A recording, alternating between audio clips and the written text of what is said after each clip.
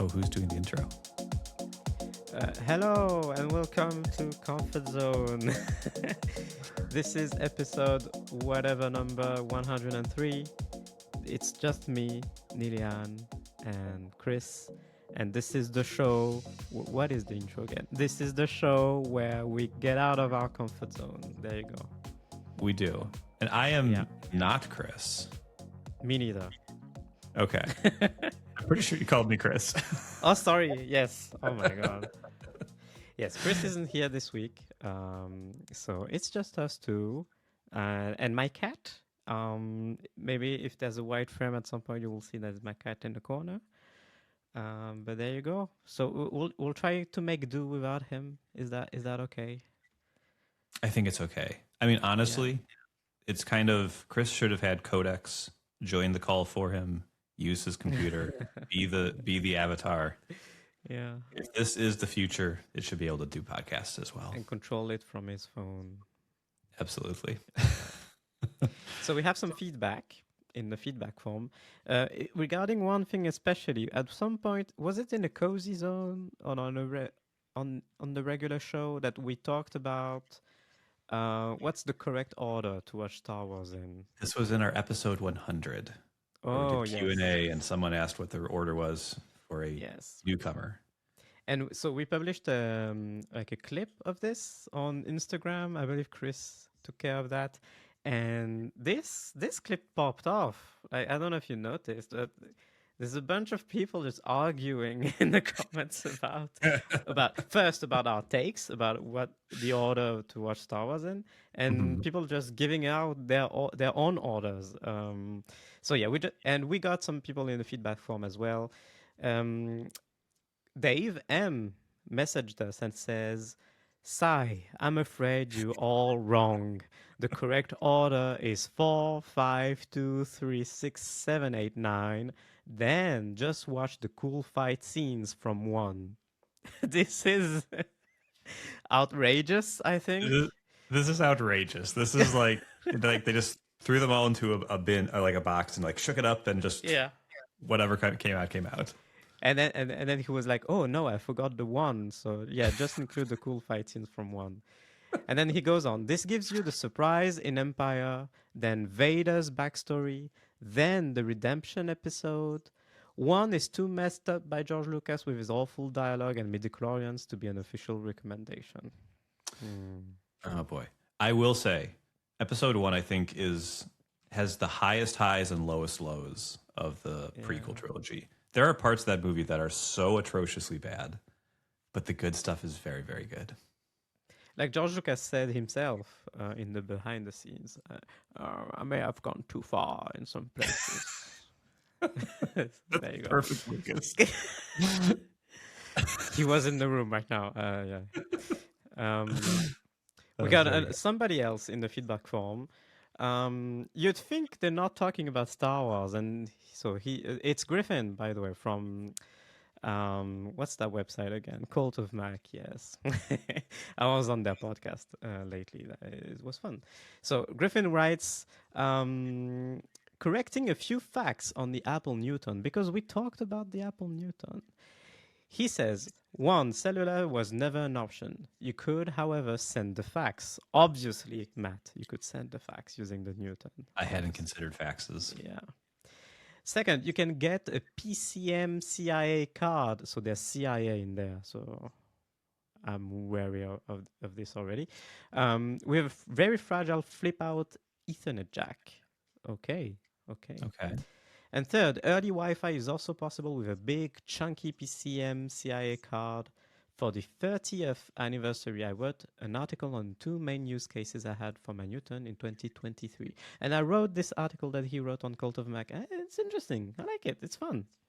So we'll have the link in the show notes. He goes on, if you wanted to do a Newton challenge, I'd suggest each of you gets a different generation of a product. A MessagePad 1X0, a MessagePad 2X00, and an eMate. Ooh, Apple was able to name things interestingly. What does that mean? Yeah, that's weird. Yeah. So you'd think that was all it, but no. The message ends with, by the way, the correct Star Wars movie order is as follows: Star Wars 1977, The Empire Strikes Back, The Return of the Jedi, and then you're done. So he's just threw them all to the bin except the first three ones. I think, listen, I think that is a reasonable take. I think you can live a happy life just watching those three Star Wars and never engaging with anything else. It does lean in a bit to my theory that the most hardcore Star Wars fans haven't enjoyed Star Wars in 45 years. Yeah. Everything's bad, but it's there, but they love it. I like you, Griffin, but this is a sad take. I think you're just missing out on so many things. All right. Okay. We have one tiny topic. Yeah. Miraculously. Yeah. And so it's about RAD Weather. So the developer contacted us actually about this. And this is why I tried it out, because the developer messaged us and there was like, here's promo codes to get the in-app purchase for RAD Weather, my new app, for free. And I was like, hey, I like free stuff, so I will try it out. But for real though, I installed it and I do love this. Like, this is my new favorite weather app.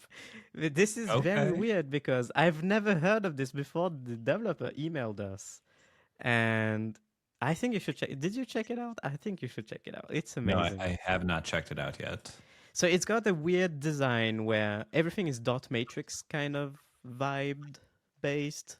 And the design is fun. There's like illustrations still in dot matrix style, and you have many color themes.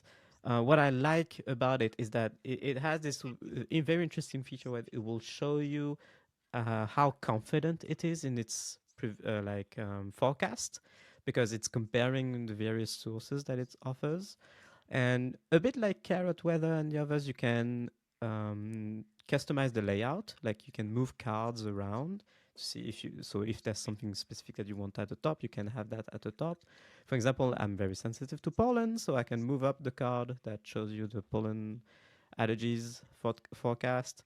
But overall, it's mainly the design that I really like.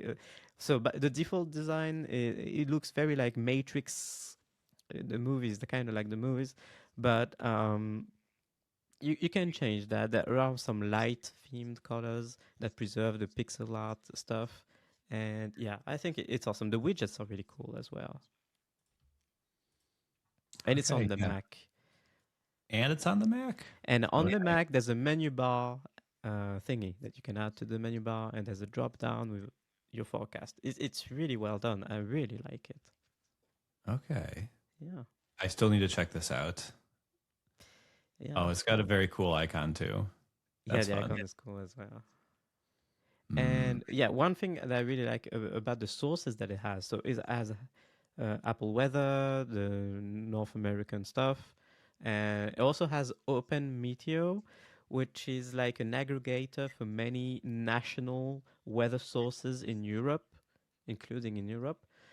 That means in France, it's actually using data from the National Weather Service in France, that is Météo France. So this is like, in terms of data accuracy, this is up there, right? So in my case, I really like this. Okay. And you can also fully disable Apple Weather. So if you want to focus on the National Weather Services. Yeah. Okay. That's this is cool. I'm glad we got to give it a shout out. Okay. This week on Cozy Zone, when is this episode coming out? This episode's coming out right before WWDC. Yeah. So last week on Cozy Zone, if you want to hear what we talked about, we made our WWDC predictions or wish list. I don't know. We got a little ambitious. Wish list, yeah. It'll all definitely come true. And this week on Cozy Zone, Niléane evolved the format. We've done several tier lists, but this was a game and a tier list where Chris and I had to guess a whole bunch of discontinued Google products based on their crazy logos alone, and then tier list them. and this Yes. was, you really elevated the tier list format. So this is a good one. Yeah. This was fun. I think so. Yeah. It was very good, and also it was filled with nostalgia for products that we wish weren't dead, as well as products that we are glad they are dead. Yes, and it shows how our memory has faded, Chris and I's at least, where we thought several apps were completely different things. We were convinced they were different, and we still confidently spoke to them. It was great, very fun. Sign up for Cozy Zone. New episodes every week. Monday morning, start your week with Cozy Zone. Wow.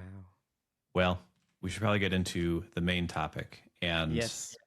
even though Chris is not here, I have taken his place in the show notes where I have a list, a big outline, and you have 2 words. So, what are you bringing to the show today? Yes, I'm bringing something that I mentioned in passing 3 weeks ago also on the show.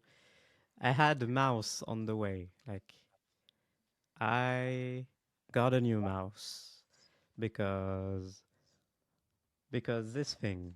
Let me pick it up. The Logitech MX Master 3S. I like it. I do like it. The software is a struggle. I mentioned that you can use Better Touch Tool to replace Logi Options Plus. You can use Better Mouse. But the fact that you have to install all those things just to make it work barely is annoying. Also, yeah, it's getting hot right now. There's a heat wave right now in France. We are still in Okay. May, but there's a heat wave. Everything is fine. Um, but yeah, the material on the MX Master 3S, the soft rubber kind of thing, I'm starting to sweat. This is what I'm trying to say. I'm starting to sweat, and this is becoming sticky again, and not It happy. really sucks when the MX Master feels sticky. I know exactly what you It mean. It's sucks. so nice, but then it gets into this. It feels, yeah, it is weird. Yeah, there's 6 months of the year where you feel gross touching it. It's a So moist mouse. Yeah. yeah. Yes. Anyway, so I got a new mouse. And the new mouse is the Keychron M6. This is what it looks like. It looks, if you just look at it, it looks similar, right, to the Logitech.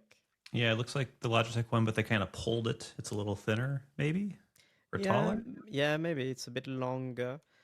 It's taller as well, but not Okay. by much. But well, yes, the general shape is basically the same. There's like a thumb rest on the side. You have a horizontal scroll wheel as well on the side, back and forward buttons. On the top, left and right click. The scroll wheel is a metal scroll wheel. Uh, Contrary to the Logitech, you can tilt the scroll wheel left and right, and you can map that to things.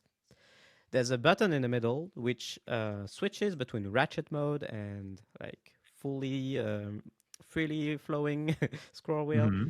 Hmm. Very interestingly, everything's mechanical in this. Like, I don't know how it works inside the MX Master, but I feel like they're using magnets, right? Like the scroll wheel is levitating a little bit or Yeah. something. Yep. Yeah. In this, it feels much more mechanical. Like there's more friction, which I kind of like. And this button is not like it's not electronic button or something. This presses on something inside, which unlocks the scroll wheel. Like you can feel that it's actually Oh. unlocking something inside. Okay. So yeah, but it's really well. It's really well made. It's so much lighter. This is a very light, very light. This mouse compared to the MX Master. I know you like matte. What I just said. I know you like light mice. I do. Yes, you have one. Okay. Um, so That's one of if the you want the worst things shape, about. Yeah. yeah, It's one of the worst things. So I'm glad that actually makes it more appealing, to me at yeah. least. So if you want the shape of the Logitech but without the weight, like this is definitely this is an option that comes up a lot, and I can see why. Much lighter. What can I say? So this is the M6 8K model. So it means it goes to 8,000 in terms of polling rate, whatever that means. What it essentially means is the sensor is very fluid, like very responsive, and you can feel it. Like I've not set it to 8,000, I've set it to 1,000, um, which like it seems reasonable. And yeah, you can feel it, like even on the 60 hertz display. By the way, you can like the mouse movement very fluid. It's very nice. I can see it most on the MacBook Pro's display, which has Mm. promotion. You can see like it's very Mhm. fluid compared to the MX Master. So yeah. Okay. What? Yes. How do you customize it? You said you Okay. can. Yeah. You can customize it using Keychron's web app thing. Keychron Launcher, I believe it's called. So you open that in the browser. If you've got the dongle plugged in, it will detect your mouse immediately. This mouse also supports Bluetooth, in which case you will have to plug it in to be able to customize it with the web app. Um, and like this comes to the point that I was making earlier. The Logitech, it depends on software that has to be constantly running on your Mac. The Keychron mouse, you customize everything in the web app once, then you close it. There's nothing running on your Mac at all times. It's just saved to the device. Every setting is saved on the device. You set it once, you forget about it. So this is really nice. And you can customize pretty much everything. Um, I've set up my usual like mappings. There's one thing though, like on the MX Master, I was using the top button here below the scroll wheel to do mission control gestures and stuff. So like hold it and pull up to for mission control, like left and right for switching spaces and all of that. On the Keychron, as I say, this is not an electronical, like it is not connected to anything. This button, it's a mechanical button, so you can't map this to anything, obviously.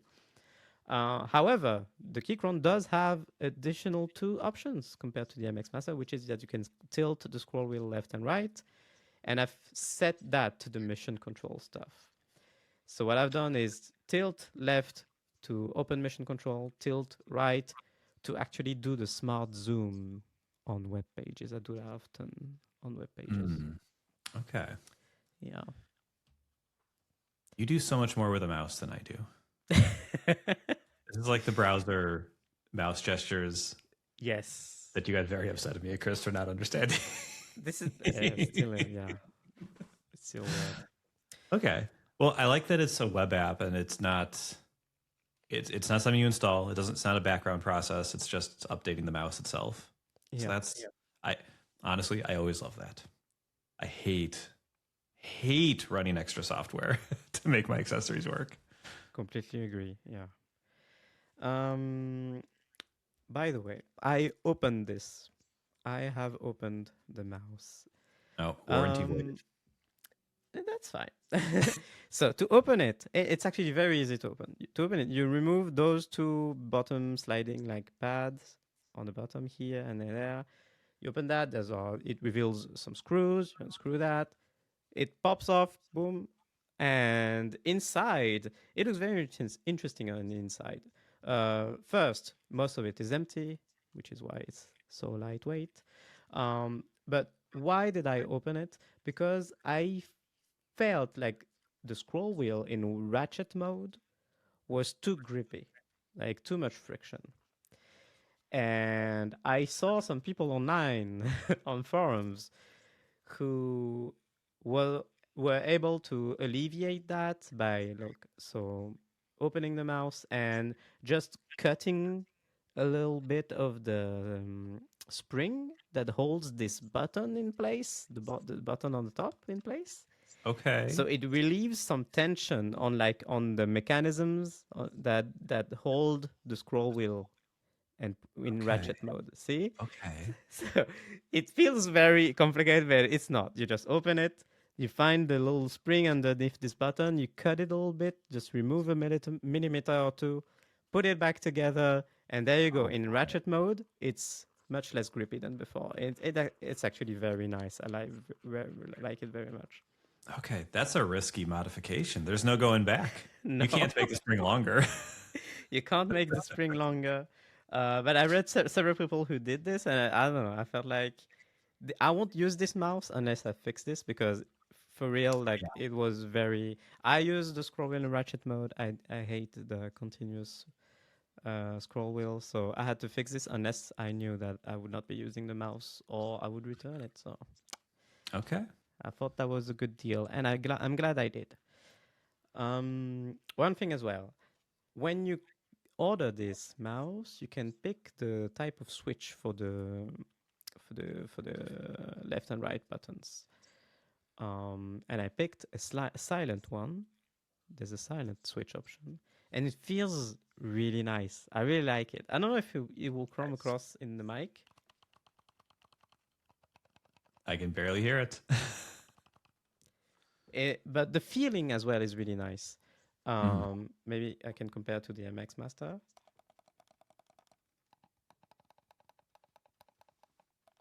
I got to be honest, I can't tell how it feels from the audio. Yeah, I can imagine, but it feels better. Okay. It feels like a bit more satisfying. I don't know how to explain. Okay. There's more of a thok and more of a spring on the button. Okay. Well, I mean, that was one of the things I was always amazed with the, was the 3S the first one that was the silent MX Master? I Whichever think the the two first silent. had a silent option. Okay. Whatever the first silent one was, I don't know why I got it, but I was really worried it would feel bad. Like, Yeah. I was like it's not going to feel satisfying to click. And I was surprised it actually did feel pretty good. But it's not quite as good.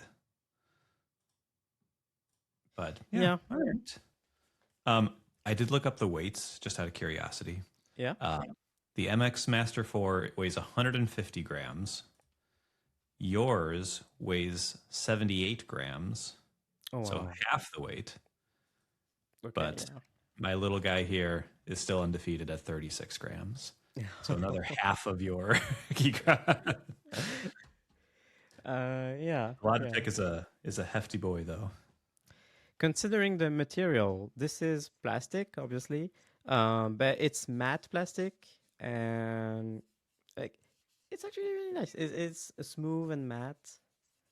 I can imagine that after using this for a few years every day, it may become like a bit glossy some places where you hold it. I can see how that is that kind of plastic that will age like this. Okay. Which probably is fine because that takes a while to happen. But in the meantime, feels a lot nicer in the summer than And it probably won't whatever. get sticky next summer. Yeah. Okay. How is are you able? How does it charge? Are you able to use it while you charge it? Yes. Like gotta any ask. other Gotta mouse. Yes. Yes, USB-C, of course, in the front. On the bottom, doesn't look pretty. Look at the amount of buttons Look on at the that. bottom. Oh yes, honestly I love that where it lets you set the polling rate and the Yeah. So there's whatever the other report thing rate is. on the right, DPI on the left. Oh, okay. Yep. In the middle, you switch between dongle, USB, or Bluetooth. Top Mhm. right is you can switch between 3 devices. Oh wow. Okay. Yeah. And Jeez. to turn it off, which like this was weird to me at first, but to turn it off, you put it in USB mode. Yep. And Yep. just keep it unplugged. And That's how a lot of and it's mechanical off. keyboards work. Yes. Yep. At first, I was like, how do I have to remove something? But no, it makes sense. Ooh. Okay. And that means it actually uses when you are in USB mode, it's actually a wired connection. Yeah, probably. Which is another good thing over the Logitech, because even when you plug in the Logitech, it's still the Bluetooth connection. True. It's never truly USB. Yeah, and not using the battery. Okay. But the dongle is actually I don't have it on hand because I put it away. But the dongle package has too many dongles But maybe that's a good thing. I don't know. So there's the tiny USB-A dongle that they give you, very tiny. But there's also like a big dongle that's USB-A to USB-C, but both female. And there's also like a very small USB-C on both ends cable. But then there's also I don't know what it was. Like there was an adapter to A to C. It's really weird. Like I don't know what they want me to do with this. one USB-C dongle and one USB-A dongle would have been fine. I don't understand why they gave me also like a short cable with a female on both ends adapter. Very strange. It's oh boy. Okay, I'm looking at the what's in the box right now. I Yeah. think that's a receiver. So Wait, what? I think you can plug the dongle into Really? the USB-A side of that thing. You can plug a USB-C cable into the other side, and then it's supposed to like sit on your desk. So if your computer's like under your desk or away somewhere, it can have clear line of sight to that, and it just has a better connection. Wow. This is a thing gaming mice have sometimes. I don't know if I it's don't not gonna understand. really What's be the much. receiver? So I have one for my mouse here. Mine is just there's USB-C and nothing on the other side, but this plugs in to a USB cable, and mine lights up because it's a cool gamery thing. Oh my God. But it sits on my desk, like right at the back of my desk, and so it's like a foot away from my mouse. And so Okay. the receiver is so if you have like connectivity issues and use the dongle, I think that's to make it so you can get the dongle closer to you or closer to the mouse. Okay, that makes sense. Okay. I see. So that's cool, I guess. That's all in the box. I had no idea what to do with it, so I put it in a dongle bag somewhere. Yes. I'll never see you again. No. One day I will want to use it and we'll never be able to find it. There you go. I think this is a really nice mouse. I'm using it in combination with Moss. I've talked about this multiple times. It's a very small app that you run on your Mac to have smooth scrolling on like everywhere. So that's really nice. Now, instead of having, say, Better Touch tool running or with all the bindings in there running or Better Mouse or whatever, now it's just all the settings are just done and set, and there's just mouse running for the extra smoothness in the scrolling area. There you go. Nice. Okay, great. I If someone's recommend. looking, okay, I was gonna say if someone's is considering an MX Master, would you recommend this? It's like half the price, and I think yes. I think I should stop recommending anything Logitech. Like this is the situation has become too dire to recommend anything Logitech anymore, and I've been using Logitech stuff for so many years, and I've come to this conclusion. It's Well, just too frustrating. they're gonna put AI on all their mice, and it's gonna fix everything. It's gonna be great. I don't know why you gotta be so negative about this AI mouse. Yeah. All right. Anything else to say about the mouse? No, that's it. No. This is my new Okay. mouse, new friend. New mouse, new friend. Okay. So I wanted to talk today about some of the things I've learned, and you just launched an app recently as well. Tiny Start in the link in the docs, link in the show notes. I just wanted to talk about some of the things that I have learned making quick reads. My read later service, which is different from a lot of the other stuff I've made previously, and I've learned quite a bit. So I can kick off. Somehow, this is the first project I've ever released that has user accounts.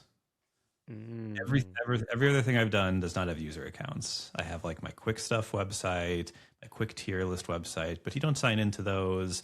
You just go there. There's stuff to do, and I use like local storage to save like whatever I need to save.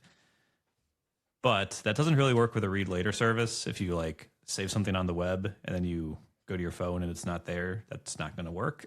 And so also it's a paid thing. So there was a lot here. So setting up user accounts was more complicated. I should also say I do this. I have a bunch of iOS apps. No user accounts on any of those. You just sign in. Apple just handles, oh, this is Niléane's phone. And yes, she paid for this thing, so she can use it. Super simple. More tricky on the web. So I had to set up authorization. How do I get people to sign up and sign in? I think I talked about this when I launched it, but it's magic links with email and passkeys, no passwords. I refuse to do passwords. But I did have to make, okay, well, how do other apps interact with it? So I had to do API keys.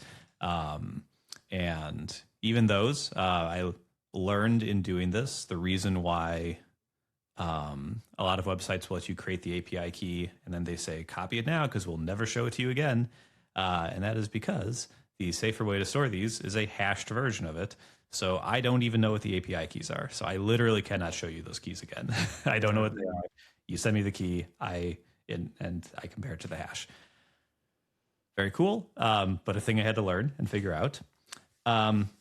Another thing I learned is, I need to manage these users. I need to know who's contacting me or who's having an issue. Who do I need to help? Who do I need to, if they're abusing the service, I need to be able to shut them down. If they need support, I need to be able to view their account in some way and see generally what they're doing. I need to be able to like give extra time for text to speech or like a free month or whatever if like for whatever reason something happens. So I had to create an admin portal with a user search and just a whole back end for it.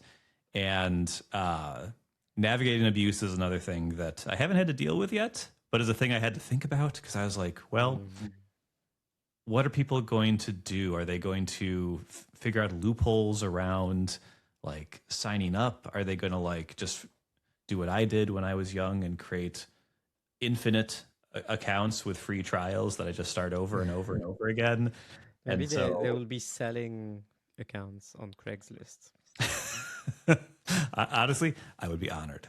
There's no wait list. Anyone can join. Just join.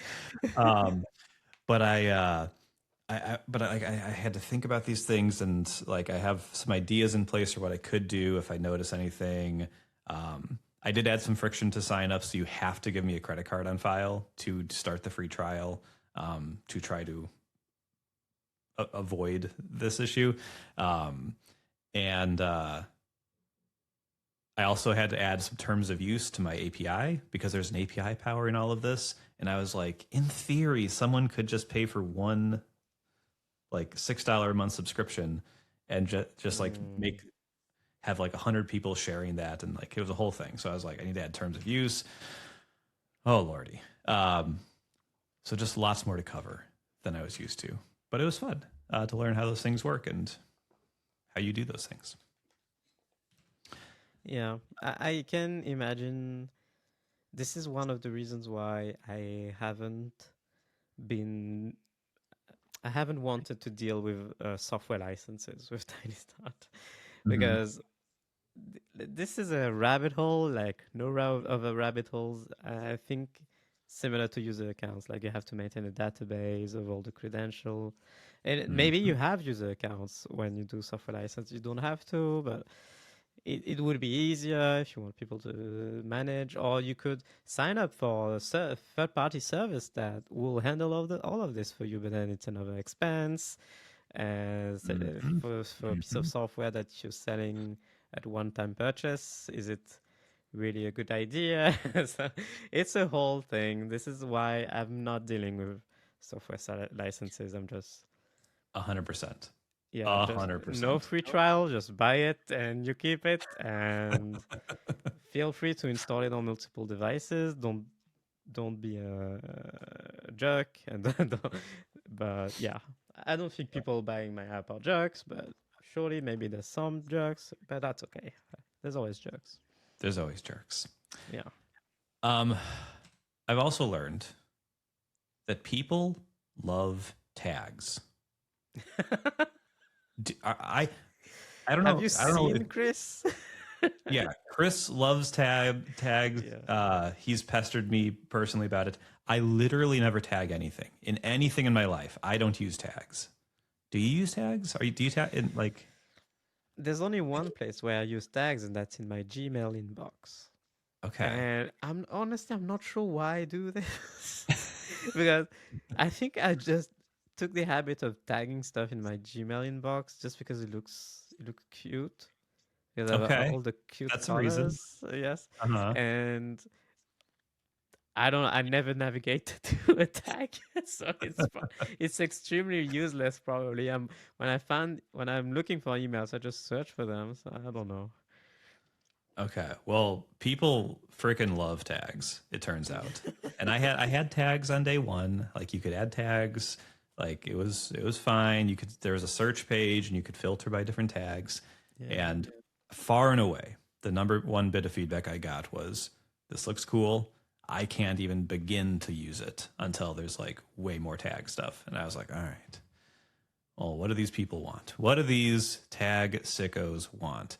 And I think I've done better. I shouldn't call them sickos. That's not helping the cause. But so I had to add a dedicated tags page,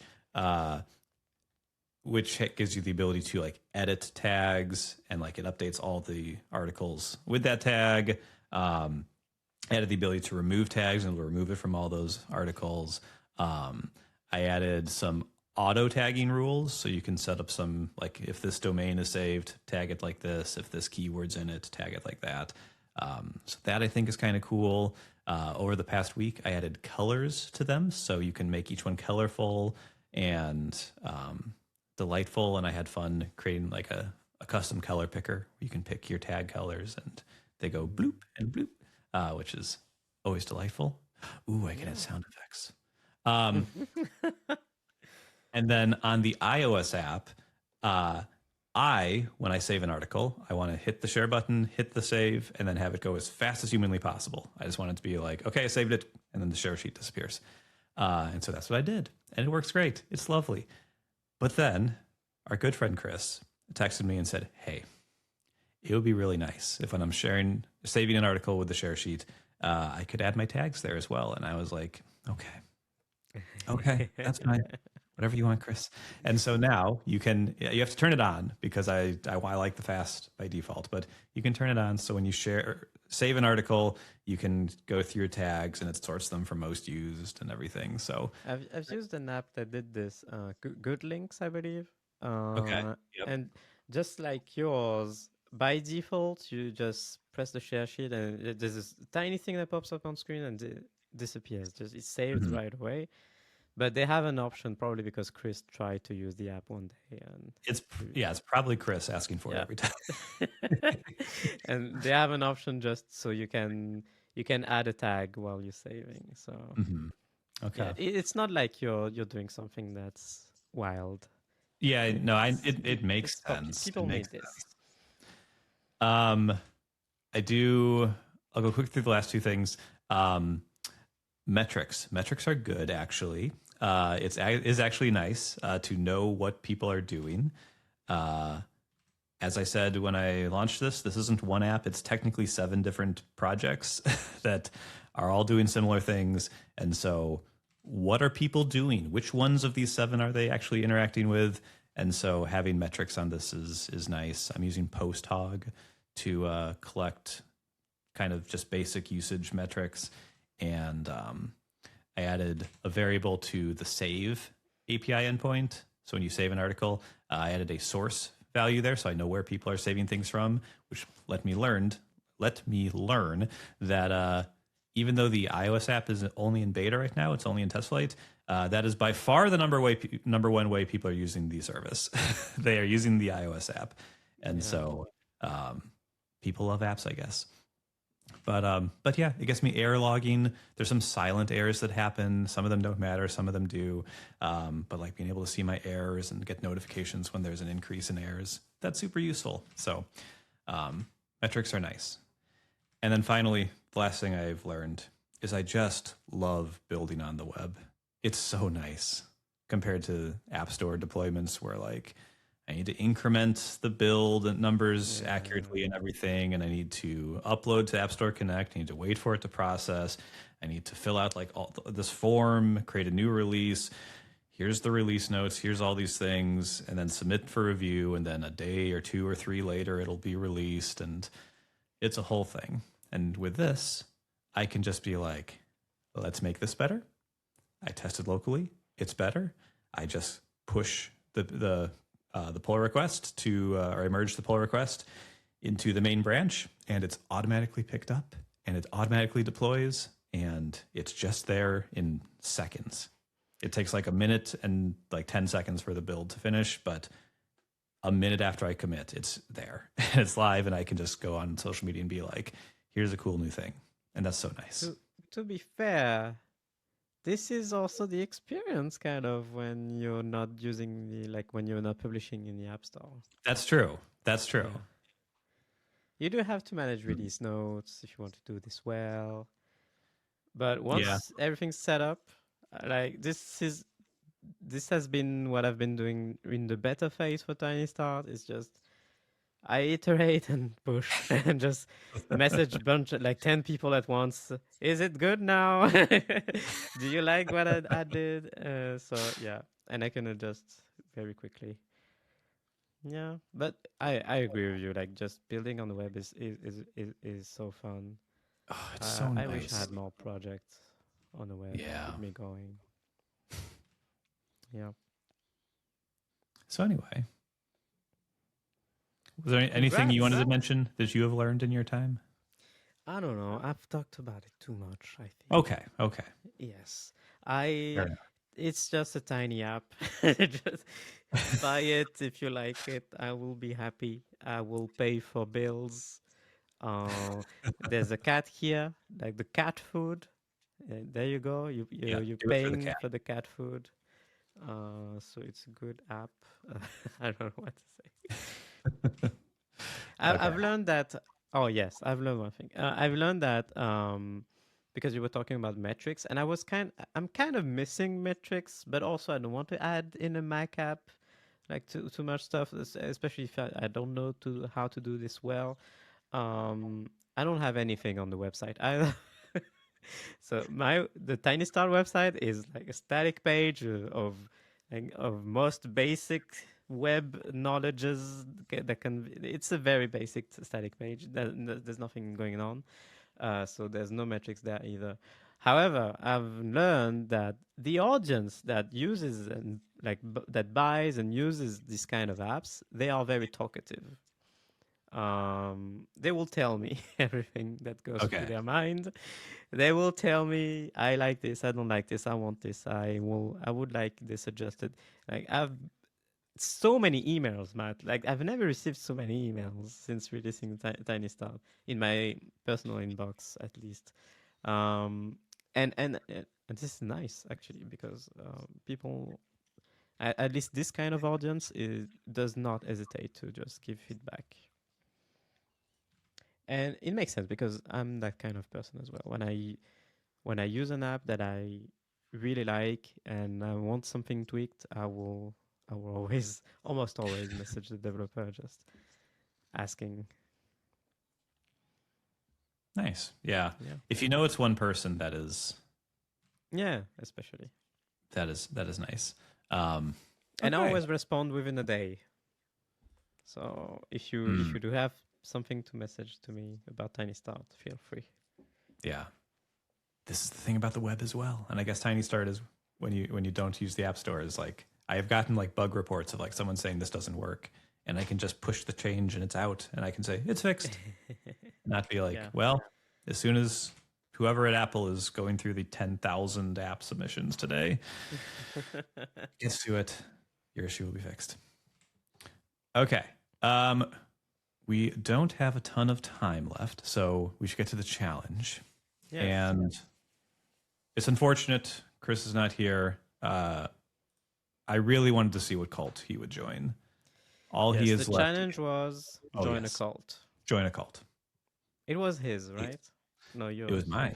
It was Oh, mine. it was yours. And he said he's already a cult of Dr. Pepper, Ford, and muscle cars, and he has not joined a new cult, which, fair enough.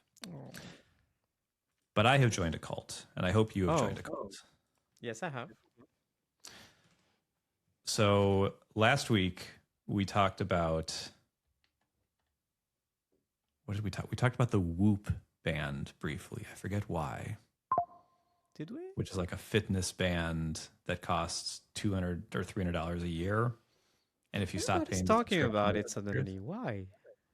Oh, it's like the Fitbit. Google released a Fitbit tracker thing that's like the Whoop. And this was the thing. I feel sorry. The post that was like, I feel sorry for anyone who bought a Whoop. The Fitbit just killed it. So anyway, I almost got a Whoop, but then I was like, this is stupid. This is so stupid. Spoiler for a future episode, I did get the Fitbit because I had $100 in Google Store credit, apparently. So it was $30. So I have the Fitbit coming. Future episode where I'll talk about that. But I figured it wasn't okay to just say I bought something that I haven't gotten yet and say that's the cult. Yeah. So instead, I joined the Bevel cult, which is this. I'm kind of having the summer of like fitness right now. So what is this? It's an app. It is an app. So Bevel is an app that is kind of a competitor to Whoop. I think Whoop has actually sued this company. I don't know who's the good guy or bad guy here, but this people love this Bevel service. And basically, it's an app you install on your iPhone. I think it's on Android as well, but I'm using it on the iPhone. And it kind of hooks into Apple Health and any other devices. I think you can pair it with like Garmin's and other sorts of things. Other sorts of devices. And it just gives you like this overview of your health. It gives you a strain level. How stressful are you being? Both exercise and just like it uses heart rate data from your watch to like try to understand if you're like stressed. It has this recovery metric, a sleep metric, and I think it does a thing where it tries to determine your biological age as well. Oh no. That always freaks me out. Yeah. It's kind of those apps that predict how long you have to live. I don't like it. Feels like tempting fate. Like I don't want to do that. Oh boy, I'm having it tell me my biological age right now. Okay, I can't wait. Oh, that's rude.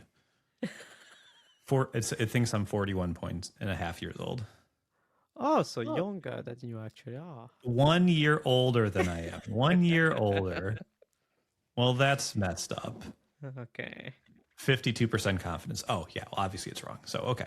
So I'll look more into this and see how I can get younger.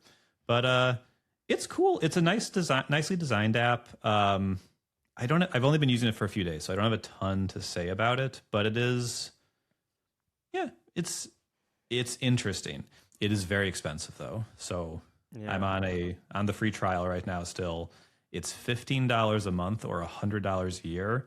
So I find it unlikely I will stick with it, especially now that it's roasted me for my age. But Get insulted for $15 a month. Exactly. Be absolutely offended. So I'll look more into that. But they just had a 3.0 release, so I guess they made a bunch of updates that I don't appreciate because I'm a new user. And it's all right, but it's very expensive. And all this like fitness, like life tracking stuff is so expensive. The Whoop is like $200 to $300 a year. This is $100.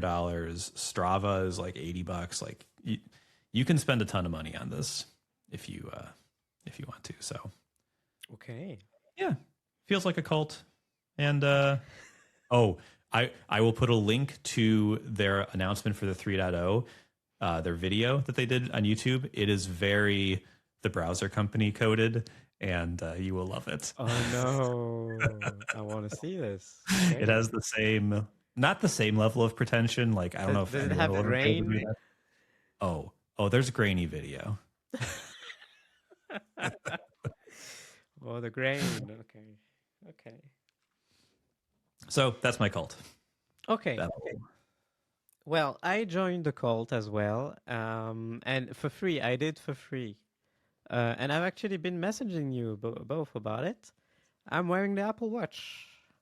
There you go. See, Welcome. this is the Apple Watch cult. Uh, Yeah, you're in it. Yeah. So this is for free because this is my old Apple Watch that was in a drawer and stumbled upon it while moving. So there you go. Apple Watch SE. I don't remember if it is. No, it's the second generation, first, whichever. Um, Probably the first one. 2020, I think I got it.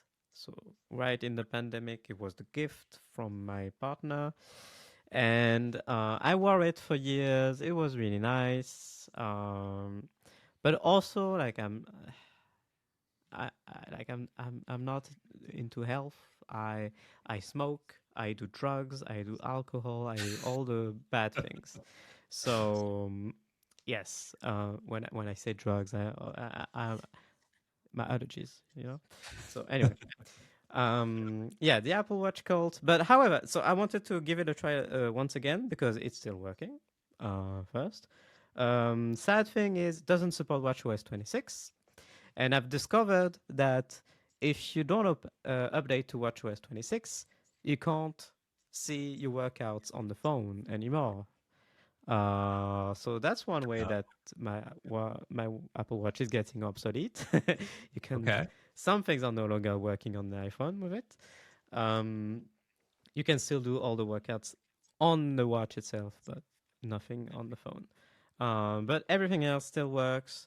I've disabled all notification. So by the way, what I did is I wiped it and started from scratch because it had all my old stuff on there. Made no sense to me. I was a weird person in 2023 when I stopped using it. Um, Things I like. I like waking up to a tap on my wrist. So this is the thing that I missed the most. This is what I loved the most about it when I was wearing it all the time. Yeah, the silent alarms on the wrist, amazing. And I think I will just keep using it, at least just for this. So I have a charger set up beside my bed, and so just and I can just pick it up before I go to sleep, set an alarm, and in the morning put it back. So almost not wear it during the day. I'm wearing it right now because I put it on while you were talking about the bevel. I put it on discreetly. You did not notice. Um, but yes, there's a bunch of neat things as well. I forgot how nice it is that you can walk up to a Mac and it unlocks when you're Mm. wearing a Apple Watch, so you don't have to reach for the Touch ID sensor. I like that in May there's an option on the iPhone for Face ID. It makes it much nicer to your face, less strict. So it's an option in there that's not enabled by default, but you can enable it to unlock with Apple Watch, and that means that if it's recognizing your face but not quite, it will not throw an Oh, error and it will unlock more easily. And they added this, yeah. if I remember correctly, during the pandemic or right before. I don't remember. Mhm. I remember it being useful during the pandemic when we were wearing masks. Yeah. Um, but yeah, I turned that on and it's nice. It's nice, especially for when you're using your phone on a MagSafe dock, on the vertical dock on your desk, because the phone is far away and most of the time it's not recognizing me quite Okay. rightly. So with the Apple Watch, it unlocks more easily. Apart from that, I think most of it's useless. Like there's a weird honeycomb grid of apps on there. And I don't know what all of this is. I don't get it. Why is there the train? My train app is on there. I don't know why. Like There you go. riding the train with my watch. I'm not doing that. So I don't know. No, I've got a very simple the infograph whatever watch face. Hmm. It's got my heart rate, the solar cycle in the sky, my activity rings, weather and alarms, and that's it. Yeah, that's classic. That's Conclusion: the Apple Watch Colt sucks. Probably because I'm mad that my watch is no longer supported. okay. Yeah. Well, seems a bit like a you thing, but okay. Okay. By the way, I looked at it. I looked up on the Apple Store how much is it worth if I trade it in. Oh. 25 euros, baby. Yes, Ooh. this baby is worth 25 euros. Yeah, that's not much. That's Oh my that's God. pretty funny. It's in a pretty good state. Like when the questionnaire that they ask you in which state is the battery, the screen, I answered all of it positively. Like maximum answer to everything, 25 euros. That's what we can do with 25 euros. Yes. So there you go. Okay. Maybe I will get an upgrade at some point. Because I feel like it would be nice if I was able to wear it again, but definitely not urgent. Yeah. All right. Well, I'm Yes. glad we joined cults. Okay. So the next episode will be WWDC week. So we are figuring out what we're going to do. But we are probably going to have a WWDC episode. We'll see what the production is. We'll see when it releases. But we want to talk about WWDC and all the great things that are perfect and there's no issues with that Apple announces. And so we'll see. Next week will be a weird one. The episode will come out whenever we can make it happen. But all of this to say, we're not doing a new challenge right now. No new because challenge. Chris isn't there, and WWDC will be weird. Yeah. So we can't do it. Challenges will be back after the next episode. But that's it for us today. Thank you so much for listening. The predictions we made on Cozy Zone. Check out the predictions we made. Oh, yeah. You can just skip WWDC and watch our predictions episode. That's what's going to happen. So consider it a summary. Yes. So that's it. Anything you wanted to plug or say before we go? No, it's fine. I'm all good. Thank you very much, Chris. Sweet. All right. Chris, we hope you're back next week. Yes. And that's it. We're Mac Stories Podcast. Yada, yada, yada. Bye-bye. Bye-bye.